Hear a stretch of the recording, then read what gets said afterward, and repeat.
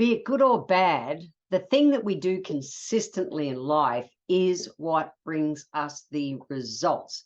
So if you're consistently taking actions that are heading you in the right direction that you want to achieve, excellent. You'll get more of that faster. If you are consistently doing actions that take you away from that, you'll get results faster. So I want to talk today about mastering the mundane. Oh my God, whether we like it or not, 80% of our day is actually the mundane. I know we keep wanting the fun, exciting kind of things, but the reality is most of the day is mundane. For everything from making your bed, getting up and having breakfast, going for a walk, playing with the dog, feeding the dog, doing life, how I sit at my desk, all those things.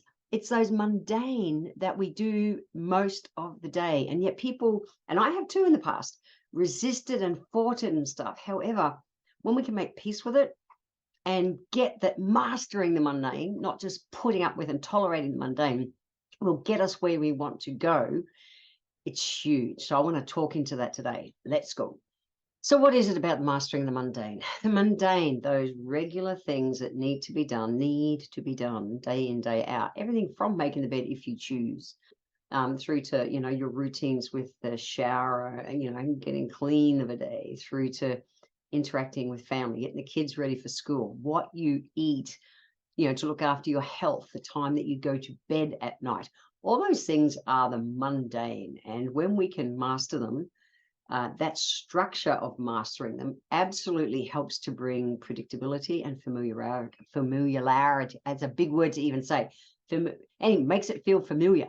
And that kind of thing is comforting and helps us feel safe. Okay. We actually live in this world that's like chaotic and out there, and we want to feel safe. Our base chakra needs to feel safe. And it's a routine. Doesn't have to be 100% of the time, but 80% of our time really is routine, and we get to master that mundane. I've been thinking about this recently because, for more than 20 years, I traveled 9 months a year as a professional speaker around the world pre-COVID. And even on a different plane or multiple planes every day, different airports around the world, I actually had a routine. I knew if I flew into Heathrow Airport, I did certain things. If I flew into Charles de Gaulle Airport in Paris, John F. Kennedy Airport in New York, bloody Brisbane Airport or the Coolangatta Airport, as I came home of a trip or went out on a trip, doesn't matter. I had set routines. I knew how all the business lounges worked. I knew it all. I knew all the different rules for all the different countries. And I had a routine within a life that was not predictable travel. I always knew my calendar 12 months in advance. However, I made that safety, consistent, predictable feeling within that chaos of so much travel for so long. So when we can do it, to master it, to surrender to it and master it, that gives us some of our biggest personal growth opportunities. Why? Because we can tap into working with our happy hormones as well, and we can lock things in as positive behaviors. And like I said right at the start, the more we do a certain thing, if it's good, the more we head in the right direction we want to go. The more we do a thing that is not as good, bad, whatever you want to call it, takes us away from that life and what we want. So, whether it's our eating, if 80% of the time we are heading in the right direction, eating close to nature, drinking the right waters, eating good food, protein, all those things that I talk about in all my podcasts, and having 20% of not as good food, your body will keep hitting that mark.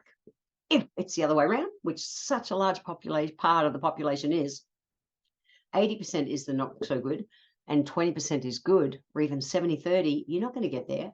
You're not. It's going to be a bloody tough haul. It is. So if we can live a life just where 80% of the time we've got that mundane mastered, shit works. It really works. Okay. So whether it's cooking a meal, tidying up your living spaces, cleaning your desk, how do you end your day? How do you end your day? How do you work with the kids if they're doing their after school homework stuff? How do you make your bed? What's your night routine? What's your morning routine? They're all these kind of things. I really learned when I was in the army. We were army. As a 17-year-old, we were given such structure, even how close you're folded in a particular way, jocks, in the wardrobe sat so many mil from something else. Everything was measured, how we made the bed. Everything was an absolute structure. And we learned to master that mundane because it kept us grounded and it kept us in that place where it was like life was predictable. When there was so much change going on, as you just go something like, from school to, and your parents to boom, being thrown into the army, I loved that they gave us a sense of safety amongst so much that was different. It was crazy. And it was this mastering the mundane that we got to do that gave us that. So I think it's cool. Make peace with it, I promise.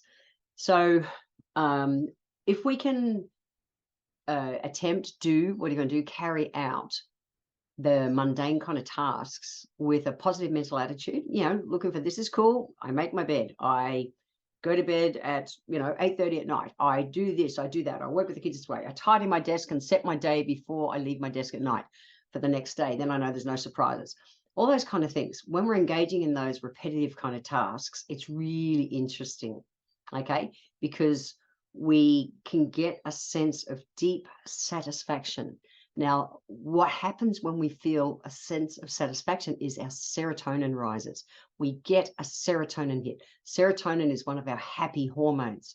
Really cool. And then the other one we also get a hit from is dopamine, because dopamine comes when we achieve things. So it's like, wow, went to bed at the right time, tick, ate good 80% of the day, tick, cleaned my desk off and got myself ready for tomorrow, tick, went to the gym, tick, tick, tick, tick. Dopamine hits, happy hormone hits.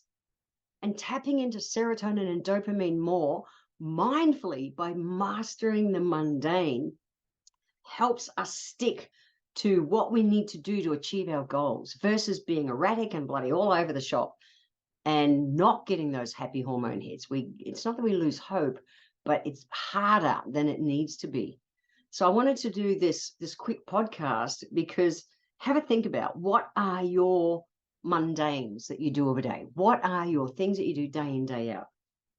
And as you do them, what if you just pick 3 of them? 3 of them, that's it. And for the next week, okay, 3 of them for the next week, whether it is making the bed where you usually don't make the bed.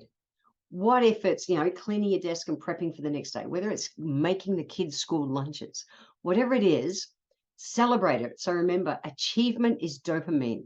Satisfaction is serotonin. Look for the point of satisfaction and achievement in every little mundane task you do. You will be firing off more happy hormones than you know what to do with. That shit's cool. You can mindfully make those things happen. And that will help get you to where you want to go. It doesn't matter what the goal is, way faster than if you keep butting your head going, I don't like doing this shit. I don't want to do this shit. The reality is 80% of our day is mundane shit. Own it. Love it. It's taking you where you want to go in life.